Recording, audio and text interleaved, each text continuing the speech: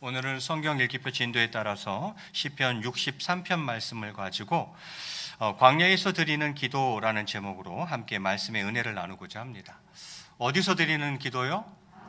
광야에서 드리는 기도입니다. 오늘 시편 63편의 저자는 다윗이고요. 그리고 60 성경책 가지신 분 한번 보세요. 그 63편이라고 써 있는 거 바로 옆에 표제가 붙어 있죠. 뭐라고 되어 있습니까? 다윗의 시 유다 광야에 있을 때에 이렇게 되어 있어요. 다윗이 유다 광야에 있을 때에 쓴 시구나 이렇게 생각하시면 되겠죠. 여러분 아시는 대로 다윗이 아들 압살롬의 반역으로 인해서 위기 상황 가운데 놓이게 됩니다. 그 위기 때에 쓴 시가 총 10개인데 대략 10개인데 오늘 본문은 그 중에 한 개입니다. 다윗이 아들 압살롬의 반역으로 인해서 이제 도망하게 되는 거예요. 그래서 유다 광야에 이르게 되고 그 유다 광야에 있을 때에 지은 시가 바로 오늘 이 63편입니다. 여러분 다윗의 마음이 어떻겠습니까? 다른 사람도 아니고 아들이 날 죽이려고 그래. 아버지 죽여버리고 본인이 왕 되려고 쿠데타를 일으킨 거예요. 그래서 어떻게 해요? 살아야 되니까 도망갔죠. 그렇게 도망하면서 압살롬의 반역으로 말미암아 도망 다니면서 쓴 그 비탄시가 총 10개 정도 되는데 그 중에 하나이고, 특별히 오늘 이 시편 63편은 다윗이 압살롬을 피해서 유다 광야에 그렇게 숨어 있을 때에 지은 시가 오늘 63편이라 이 말입니다. 이 정도 예비 지식을 가지고 한번 본문을 보겠습니다. 1절에 이렇게 시작하고 있습니다. 제가 봉독해 올리겠습니다. 하나님이여 주는 나의 하나님이시라. 내가 간절히 주를 찾되 물이 없어 마르고 황폐한 땅에서 내 영혼이 주를 갈망하며 내 육체가 주를 앙모하나이다. 이렇게 되어 있어요. 다윗이 시를 이렇게 시작하고 있어요. 하나님이여 주는 나의 하나님이시라 이렇게 이야기를 합니다. 여기서 하나님은 엘로힘이라는 단어를 쓰고 있고요. 주는 나의 하나님이십니다 라는 말은 무슨 말입니까? 먼저는 시인과 하나님의 친밀한 관계를 이야기하고 있는 거죠. 다윗과 하나님이 얼마나 친밀했는지 그 친밀한 관계를 알 수 있고, 더 나아가서 이 말씀은 엘로힘, 전능하신 하나님이죠. 그 전능하신 하나님께 자신의 전 삶을 전적으로 맡기고 있다는 고백인 것입니다. 그래서 하나님을 누구의 하나님이라고 이야기할 수 있는 거예요? 나의 하나님이라고 이야기할 수 있는 거예요. 그 하나님께 자신의 전 삶을 전적으로 맡기고 있다는 고백인 거죠. 다윗이 하나님과 너무 친하고 그 친밀한 관계와 함께 자신의 모든 삶을 전적으로 하나님께 맡기고 있다는 고백이라 할 수 있겠습니다. 그러면서 중간쯤에 보니까 내가 간절히 주를 찾되 물이 없어 마르고 황폐한 땅에서 이렇게 되어 있죠. 메마른 광야가 비를 기다리듯이 그렇게 주님을 찾고 있다는 거예요. 메마른 광야가, 쩍쩍 갈라진 그 광야가 단비를 기다리고 있듯이 그렇게 주님을 찾고 있다는 거죠. 어떻게 해요? 내 영혼이 주를 갈망하며 내 육체가 주를 앙모하나이다. 영혼, 육체 다 나오고 있어요. 내 영혼이 주를 갈망하며 내 육체가 주를 앙모하나이다. 앙모한다는 것은 모든 힘을 다해서 애타게 찾는 것을 뜻합니다. 내 온 힘을 다해서, 모든 힘을 다해서 애타게 찾는 것, 그걸 앙모라는 단어를 써요. 내 영혼이 주를 갈망하며 내 육체가 주를 앙모하나이다. 이것은 마치 메마른 광야가 비를 기다리듯이 다윗이 하나님을 애타게 찾고 있는 것입니다. 다윗이 하나님의 도우심을 간절히 바라고 있는 것입니다. 그리고는 2절에 이렇게 이야기합니다. 내가 주의 권능과 영광을 보기 위하여 이와 같이 성소에서 주를 바라보았나이다. 성소가 나오고 있어요.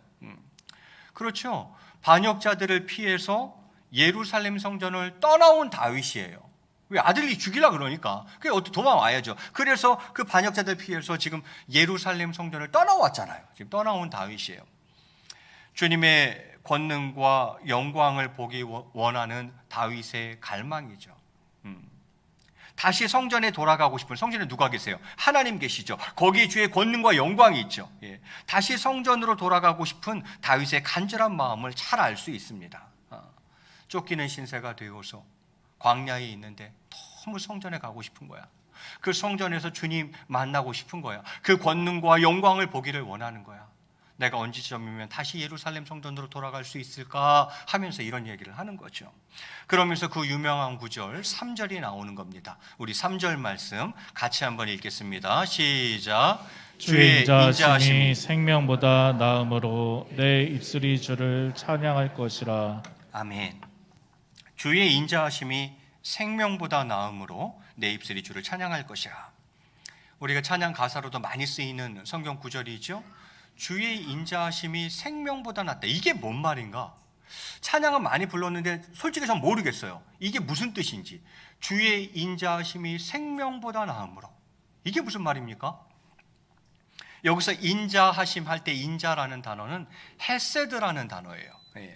이 인자는 헤세드, 쉽게는 그냥 은혜라는 뜻이죠. 은혜. 그러니까 헤세드가, 하나님의 은혜가 인간의 존재와 생명의 근원이라는 것입니다. 하나님의 은혜가 나의 존재와 나의 생명의 근원이라는 것입니다. 하나님의 인자하심, 그 헤세드, 그 은혜가 아니면 내가 존재할 수도 없고, 하나님의 그 인자하심, 그 헤세드, 그 은혜가 아니면 내 생명이 계속 이어질 수도 없고, 그러니까 이 인자하심, 은혜, 이 헤세드는 나의 존재와 나의 생명의 근원이 되신다는 거죠. 이거 아니면 난 존재할 수도 없고 내 생명이 유지될 수도 없다는 거예요. 그래서 얘기하는 거예요. 주의 인자하심이 생명보다 나음으로 내 입술이 주를 찬양할 것이라, 이렇게 이야기를 합니다. 그러면서 이어서 4절에 뭐라 그럽니까? 이러므로 나의 평생의 주를 송축하며 주의 이름으로 말미암아 나의 손을 들리이다, 이렇게 이야기를 합니다. 이러므로는 뭘 받고 있어요? 앞구절을 받고 있죠. 헤세드, 그러니까 주의 인자하심이, 그 헤세드가 은혜가 아니면 나는 존재할 수도 없고, 하나님 은혜 베풀어 주시지 않으면 난 살 수도 없어. 나의 생명이 연장되지도 않아. 그러므로 그 인자하심이 내 생명보다 나음으로, 그러므로 나는 평생에 주님을 송축할 거라는 거예요. 평생이라는 단어는 원어의 뜻은 살아있는 한 또는 생명이 있는 한, 그런 뜻이에요. 그러니까 이러므로 내가 살아있는 한, 나에게 목숨이 붙어있는 한, 생명이 있는 한 나는 그 주님을 송축할 것이라는 거예요. 다윗이 그렇게 이야기하고 있는 거예요.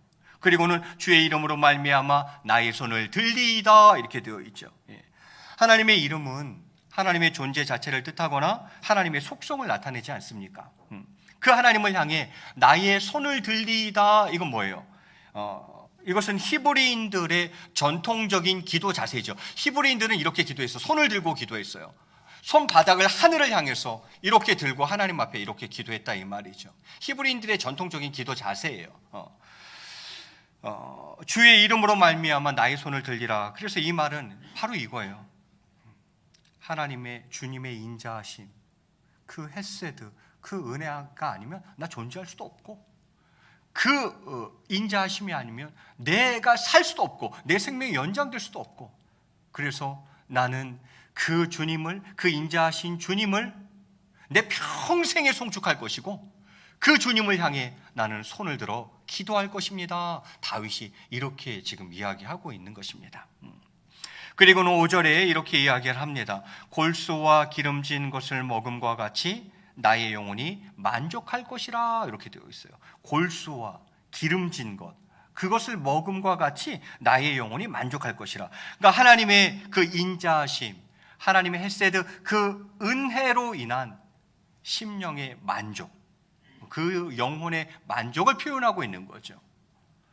그렇잖아요. 왜 그 고기 실컷 먹으면 기분 좋잖아요. 그죠? 특별히 한우 같은 거 고기 실컷 먹고 나면 뭔가 뿌듯하고 기분이 좋죠. 그렇게 표현을 하고 있는 거예요. 골수와 기름진 것을 먹음과 같이 내 영혼이, 심령이죠, 내 영혼이 만족할 것이라. 심령의 만족을 그렇게 지금 다윗이 표현하고 있는 것입니다. 그러면서 시편 63편 5절, 본문 5절 하반절에 나의 입이 기쁜 입술로 주를 찬송하되 내가 나의 침상에서 주를 기억하며 새벽에 주의 말씀을 작은 소리로 읊조릴 때에 하오리니, 다시 5절 하반절에 나의 입이 기쁜 입술로 주를 찬송할 것이라, 이렇게 이야기하고 있어요. 내가 내 입으로 찬양하겠다는 거예요. 기쁜 입술로 주님을 찬양하겠다는 거예요. 언제? 어디서? 내가 침상에서. 침상이면 밤중이겠네요. 그죠? 침상에서. 그리고 언제? 새벽에. 나의 입이 기쁜 입술로 주를 찬송할 것이라고 이야기를 합니다. 여러분, 침상이라는 거는 밤 아니겠습니까? 밤중 아니겠습니까? 다윗을 생각해 봅니다. 낮 동안의 광야를 방황하며 지낸 시간은 정말 고되고 힘들었을 것입니다. 왕궁에 있다가 어느 날 갑자기 그 낮 동안에 그 광야를 막 방황하며 지낸 시간들, 다윗에겐 참 고되고 힘들었을 거예요. 뿐만 아니라 지금 다윗의 잠자리도 유다 광야의 돌짝밭에 임시로 마련된 것이니 참 불편하기 그지없었을 것입니다. 결정타는 지금 그의 마음이죠. 이게 뭐냐 말이죠. 내 배 아파 낳은 자식이 날 죽이려고 해요. 지가 왕이 되겠다고 날 죽이려고 해요. 그래서 죽을 수는 없으니 그 아들을 피해서 지금 광야에서 헤매고 있어요. 그때의 그 비참한 말이죠. 얼마나 그가 곤고하고 비참한 마음이 들었겠느냐 하는 것이죠. 그런데 그가 어떻게 하고 있습니까? 6절에 내가 나의 침상에서 주를 기억하며 이렇게 되어 있어요. 나의 침상에서 주를 기억하며. 이러한 상황에도 불구하고 침상에서 시름에 잠기기보다 주의 인자하심을 기억하고 있어요. 주님을 기억하고 그 인자하심을 기억해 보고 있어요.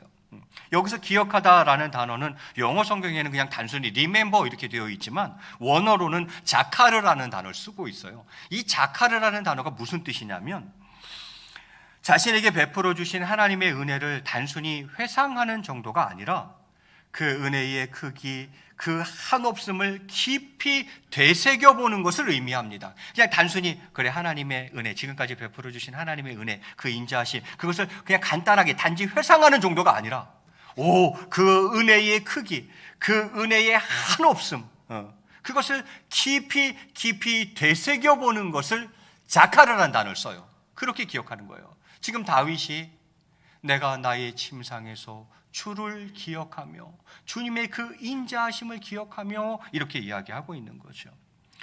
아마 그러한 가운데 다윗은 하나님께서 이번에도 또 지금뿐만이 아니라 또 앞으로도 계속해서 자신을 돌보아 주실 줄로 믿고 마음에 큰 위로를 얻었던 것입니다. 그리고 새벽에 주의 말씀을 작은 소리로 읊조리일 때에 그때에도 나는 나의 입이 기쁜 입술로 주를 찬송할 것이라는 것입니다. 왜 그렇게 찬송하겠다는 거예요? 그 이유가 이어 7절에 한 번 더 나오네요. 7절 말씀 우리 같이 한번 7절 읽겠습니다. 시작. 주는 나의 도움이 되셨습니다. 내가 주의 날개 그늘에서 즐겁게 부르리이다. 아멘.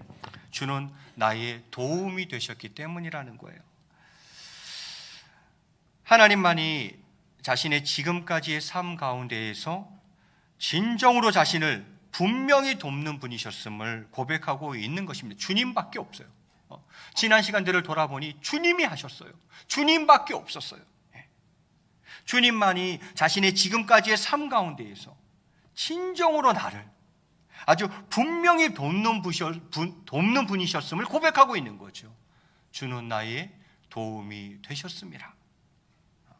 그리고 이것은 또한 자신이 현재 압살롬에게 반역을 당해 쫓기는 몸으로 광야에 피신해 있는 곤고한 처지 가운데 있지만 과거에도 그랬기 때문에 지난 시간에도 주님은 늘 그렇게 하셨기 때문에 이번에도 하나님께서 자신을 도와주실 줄로 믿는 믿음의 표명이기도 한 것이죠. 그래서 내가 주의 날개 그늘에서 즐겁게 부르리이다 이렇게 이야기하는 거예요. 찬양하겠다는 거예요, 자기는.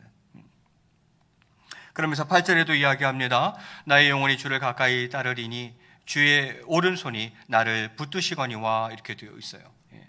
주의 오른손, 왼손이 아니라 오른손은 뭐예요? 하나님의 권능, 능력을 상징하죠. 그러니까 나는 주님을 가까이 따르기 때문에 주님의 오른손이 나를 붙들어 주실 것이라는 것입니다. 여러분, 이게 지금 다윗의 시예요. 다윗의 고백이에요. 지금 광야에 있어요. 광야에서 엄청 헤매고 있어요. 잠자리도 불편해. 밤이 되면 벌써 확 몰려오죠. 뭐가? 비참함이 몰려오죠. 이게 뭐냐는 거예요. 하루아침에 그것도 다른 사람 아니고 아들이. 그런데 그가 시름에 잠기지 않고 주님을 기억하는 거예요. 그 인자하심을 짚어보는 거예요. 아, 지금까지 주님이 나에게 인자를 베풀어 주셨네. 그러면 지금도 베풀어 주실 거야. 지금 이 상황도 베풀어 주실 거야. 아니, 앞으로도 베풀어 주실 거야. 이렇게 하면서 그가 찬양을 드리고 있는 거죠. 이런 걸 조금 어려운 말로 선취적 신앙이라 그래요. 선취적 신앙. 지금 달라진 거 아무것도 없어요. 다윗은 여전히 유대 광야에 있습니다. 여전히 압살롬은 다윗을 죽이려고 살기등등합니다. 그의 침대는 돌짝밭입니다. 변한 거 아무것도 없어요. 변한 거 아무것도 없어요. 다 그대로예요. 그런데 다윗은 하나님께서 역사하실 줄로 믿고, 하나님께서 인자하심을 베풀어 주실 줄로 믿고, 왜? 과거에도 베풀어 주셨으니까. 과거에도 하나님께서 내 인생을 돌아보건대 주님이 인자를 베풀어 주셨으니까 지금 이 어려운 상황에도 반드시 베풀어 주실 거야. 아니, 내가 살아가는 날들 동안 앞으로도 인자하심을 베풀어 주실 거야. 이 선취적 신앙을 가지고 그가 지금 찬양하고 있는 거죠. 주의 인자하심이 생명보다 나음으로 내 입술로 주를 찬양하리이다 이야기하는 거죠. 한밤중에 새벽에 잠이 깨어서 그는 그렇게 고백하고 있는 겁니다. 여기까지가 본문인데요. 오늘 본문 말씀을 통해서 여러분과 한 가지만 좀 묵상해 보았으면 좋겠습니다. 성도 여러분 가운데에는 하나님을 심판하시는 주, 진노하시는 분으로만 느껴서 두려워하는 분들도 계실 겁니다. 하나님? 맞아. 심판하시는 주야. 진노하시는 분이시지. 이걸로만 자꾸 느끼는 거죠. 그래서 하나님을 두려워하시는 분들도 계실 것 같아요. 물론 이것도 하나님의 중요한 속성, 하나님의 중요한 성품입니다. 그러나 하나님은 징계, 진노, 심판하심과 아울러서 사랑이 많으시고 인자가 많으신 분이십니다. 이렇게 긍휼과 사랑을 베푸시는 하나님의 인자하심은 하나님의 성품 중에 가장 대표적인 속성이라고 할 수 있겠습니다. 하나님 하면 뭐예요? 하나님은 사랑이시라. 하나님은 사랑이시라. 물론 징계, 진노, 심판이 있죠. 그러나 하나님은 사랑이 많으시고 인자가 많으신 분이세요. 긍휼과 사랑을 베푸시는 그 하나님의 인자하심, 이거 하나님 대표 속성이라 이거죠. 하나님의 가장 대표적인 성품이라 이 말입니다. 헤세드. 이 인자하심을 체험할 때에 신앙의 즐거움을 누릴 수 있습니다. 이 인자하심을 딱 체험할 때에 신앙생활이 즐거워질 수 있어요. 저는 오늘 이 주의 인자하심을 여러분과 같이 묵상하고 싶은 거예요. 첫 번째는 주님의 인자하심은 일단 풍부합니다. 풍부하죠. 앞서 잠시 언급한 것처럼 의외로 많은 성도님들이 하나님을 두려움의 하나님, 나의 죄를 낱낱이 드러내시고 정죄하고 심판하시는 하나님으로만 알고 있습니다. 물론 하나님은 절대 공의로우신 분이시기 때문에 죄를 묵과하지 않으시고 징계, 심판하시죠. 그렇지만 또한 우리의 죄를 사유하시기를 즐겨하시고 또 우리에게 사랑 베풀기를 기뻐하시는 분이시다 이 말이죠. 하나님은 인자가 풍부하셔서 우리의 죄를 용서하시죠. 사람은 이게 잘 안 돼요. 사람은 이게 잘 안 돼요. 그런데 하나님은 용서하시기를, 죄를 사유하시기를 즐겨하시고 또 넉넉히 사랑 베푸는 것을 굉장히 기뻐하시더라라는 거죠. 그래서 그 인자하심이 풍부하셔서 우리의 죄를 용서하실 뿐만이 아니라 우리가 아무리 심각하고 중한 죄를 범했다 하더라도 하나님의 인자하심으로 용서하시지 못할 죄가 없고 하나님의 인자하심으로 용서받지 못할 죄인이 없는 것입니다. 여기에 능력이 있는 거죠. 목사님, 저는 아무리 생각해도 이 죄는 절대 용서받지 못할 것 같아요. 하나님 앞에 다른 죄는 몰라도 이 죄는 절대 용서받지 못할 것 같아요. 그런 거 없습니다. 하나님의 인자하심으로 용서하시지 못할 죄가 없다라는 거죠. 목사님, 저는 용서받지 못할 죄인입니다. 이런 분들 가끔 계세요. 저는 진짜 용서받지 못할 죄인이에요. 아닙니다. 하나님의 인자하심으로 용서받지 못할 죄인은 없는 겁니다. 왜냐하면 죄보다 하나님의 인자하심이 크기 때문에 확 덮어버리는 거죠. 용서 못하실 죄 없으세요. 용서 못할 죄인 없으세요. 이게 하나님의 인자하심이며 그 인자하심의 풍부함이죠. 또한 이 인자하심은 영원하죠. 우리는 자신의 범죄함으로 넘어지거나 또 여러 가지 어려운 일을 당해서 낙심하게 될 때에 과연 하나님의 인자하심은 여기서 다 했단 말인가 하는 생각을 합니다. 그렇죠. 지 잘못이야. 자신의 범죄함으로 넘어진 거죠. 또 여러 가지 어려움을 당해서 마음이 낙심되어 있는 거죠. 그때 우리 뭐라 그럽니까? 과연 하나님의 인자하심은 여기까지인가? 라는 생각을 합니다. 과연 하나님의 인자하심은 여기서 끝이란 말인가 하는 생각은 믿음 없는 생각입니다. 주님은 영원하시며 주님이 영원하신 거로 주님의 인자하심 또한 영원한 것입니다. 주님이 영원하지 않다면 주님의 인자하심도 영원할 수 없겠죠. 그러나 주님이 영원하신 분이세요. 주님은 영원하시기 때문에 주님의 속성, 성품 또한 영원할 수밖에 없죠. 주님이 영원하니까. 주님이 영원하신 거로 주님의 인자하심 또한 영원하다는 거죠. 사랑하는 성도 여러분, 주님의 인자하심은 끝이 없으십니다. 우리를 향한 주님의 인자하심은 끝이 없으세요. 풍부하실 뿐만이 아니라 끝이 없이 인자를 베푸신다는 거죠. 바로 이 주님의 인자하심을 의지해야 합니다. 풍부하고 영원하신 주님의 인자하심을 의지해야 합니다. 그 주님만 바라보시기 바랍니다. 주님만 바라봐야 돼요. 그 인자하심만 바라봐야 돼요.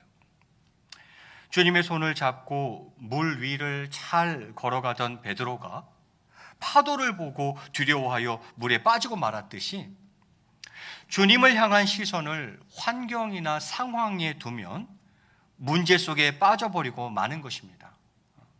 주님만을 바라보아야 합니다. 주님의 헤세드, 그 인자하심만을 바라보아야 합니다.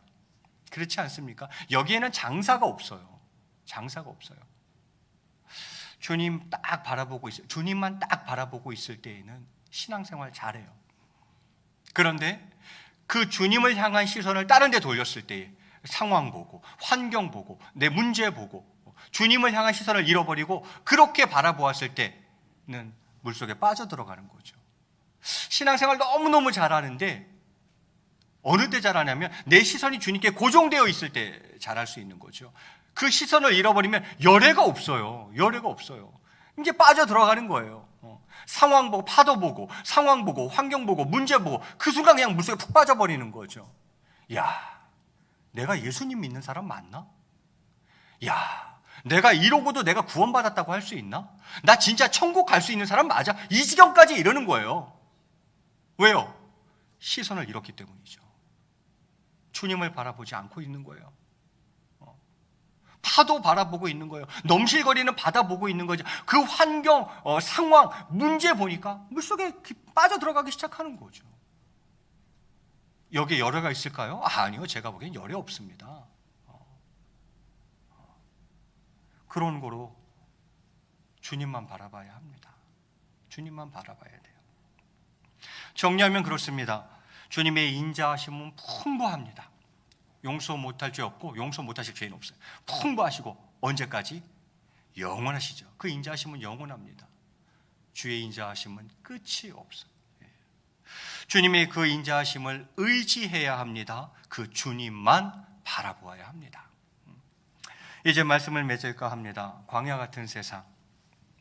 저희 역시 다윗과 같이 광야 같은 세상을 살아갑니다. 글쎄요, 광야의 한 고비를 넘겼을 뿐 본향인 천국에 도착할 때까지 저희는 여전히 광야를 지나야 한다고 생각합니다. 저는 그렇게 생각해요. 다 끝났다고? 아니요. 한 곱이 넘었을 뿐이에요. 한 곱이 넘었을 뿐이에요. 아마 천국에 도착할 때까지 저희는 여전히 광야를 지나야 한다고 생각합니다. 이 광야에서 나를 인도하시고 길을 내어주실 하나님의 인자하심을 기대하며 우리는 끝까지 묵묵히 믿음으로 이 길을 걸어가야 합니다. 사랑하는 성도 여러분, 이 시간 간절히 바라기는 광야 같은 세상을 살아간다 할지라도 주님의 인자하심을 굳게 믿으며 다윗과 같이 광야 같은 세상에서도 기도드리며 살아가는 저와 여러분이 되시기를 바랍니다. 그래서 설교 제목을 제가 그렇게 잡은 거예요. 광야에서 드리는 기도. 광야지만 그 광야에서 드리는 기도, 그 기도로 이기는 삶을 사는 저와 여러분이 꼭 되시기를 주님의 이름으로 간절히 축원드리겠습니다.